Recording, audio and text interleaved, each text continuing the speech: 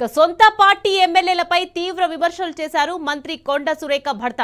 మాజీ ఎమ్మెల్సీ కొండ మురళీధర్ రావు, మాజీ మంత్రి ఎమ్మెల్యే కడియం శ్రీహరిని కనుబొమ్మల్లేని నాయకుడంటూ వ్యాఖ్యలు చేశారు.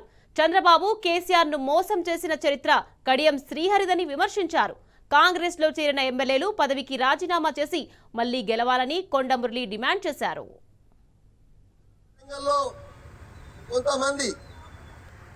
కొంతమంది నాయకులు తెలుగుదేశంలో ఉండి దాన్ని భ్రష్టపట్టించిన 15 ఏళ్ళు పాపం చంద్రబాబు నాయుడు ఓడగొట్టింది.